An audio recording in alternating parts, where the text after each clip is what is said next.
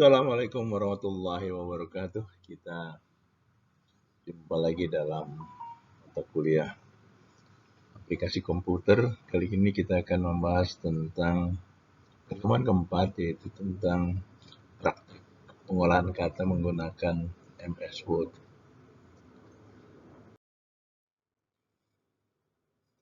Aplikasi Microsoft Word adalah aplikasi yang disediakan melalui instalasi Microsoft Office. Jadi aplikasi ini dihadirkan tidak sendirian. Dalam bundle Office setidaknya ada aplikasi Microsoft Excel dan PowerPoint yang tentu sangat penting, sangat berguna bagi saudara-saudara mahasiswa program Pascasarjana UHAMKA, sekolah Pascasarjana UHAMKA yang harus menulis tesis. Dengan kemajuan zaman yang sangat cepat membuat pihak pengembang Office dari Microsoft semakin memutakhirkan aplikasinya agar bisa menyeimbangkan keberadaannya. Dan saat ini aplikasi ini tidak hanya digunakan di perangkat Windows saja, tetapi juga di operating system yang lain, seperti di Macintosh, Mac operating system, iOS, dan bahkan di Android. Dengan aplikasi yang selalu dikembangkan dan diperbarui, pihak Microsoft telah merilis aplikasi Microsoft Office 2019, bahkan saya belum pakai, sebagai aplikasi bundle terbarunya dengan fitur baru yang tentu saja sangat bermanfaat dan juga perbaikan dari segi tampilan dengan harapan dapat meningkatkan kenyamanan pengguna. Berikut ini adalah tampilan dari Microsoft Word, di mana pada aplikasi Microsoft Word ini kita dapat membuat kata-kata seperti, maksudnya ada kata-kata itu dokumen, seperti surat, tugas di sekolah, laporan kerja, ataupun tugas tesis bagi saudara-saudara. Mengedit, memformat dokumen, ya merupakan aplikasi penting dari sini. Dan enaknya kan ketika ada kesalahan, ada koreksian dari pembimbing, Anda tinggal memperbaiki aja. Ya mungkin ada yang mengetik ulang, tapi tinggal perbaikan saja. Bayangkan ketika itu Anda lakukan dengan menggunakan mesin ketik. Jika dalam satu halaman ada satu paragraf saja yang harus diganti, maka bisa kemungkinan kalau menggeser semua itu Anda harus mengetik ulang semuanya.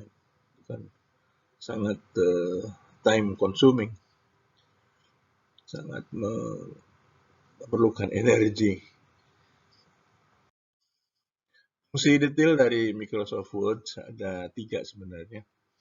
Sebagai word processing yang terbaik, ya, kita dapat mengolah kata di Microsoft Word kapanpun, dimanapun, dan dengan siapapun. Ya, iklan.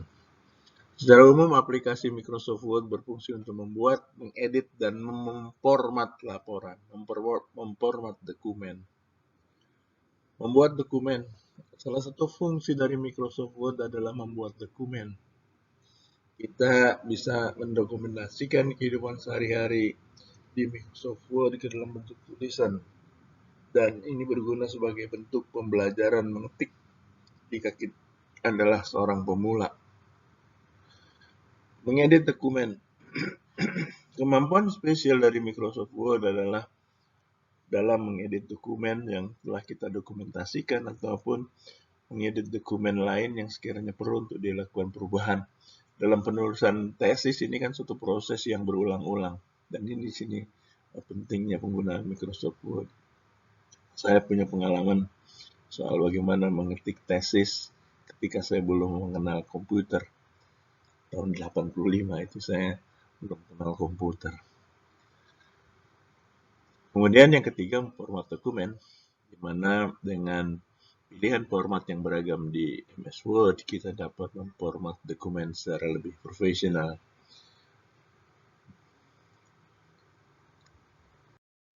Praktek aplikasi MS Word. Pada pertemuan keempat ini kita akan mempraktekkan penggunaan dari aplikasi olah kata MS Word yang sebenarnya saya yakin saudara-saudara semua sudah menggunakannya. Ini hanya lebih pada mengkonfirmasi aja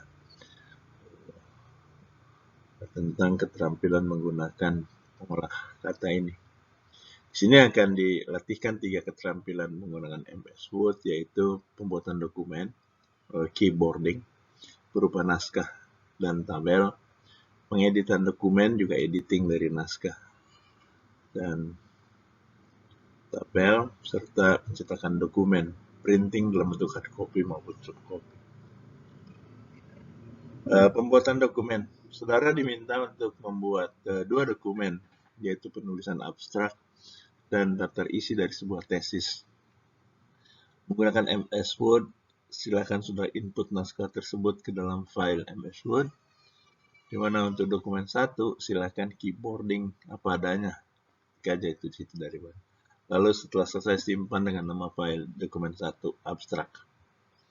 Untuk daftar isi, gunakan format tabel agar tetap beraturan, tapi garis-garis tabel disembunyikan, nggak usah ditampilkan. Gunakan ukuran kertas dengan margin 4 cm, kiri 4 cm, kanan 2 cm, bawah 2 cm. Silakan sudah input naskah daftar isi tersebut ke dalam dokumen. Dan untuk dokumen 2 ini, daftar isi silakan keyboarding. Lalu setelah selesai simpan dengan nama dokumen 2 daftar isi. Nah ini dokumen 1 ya, abstrak.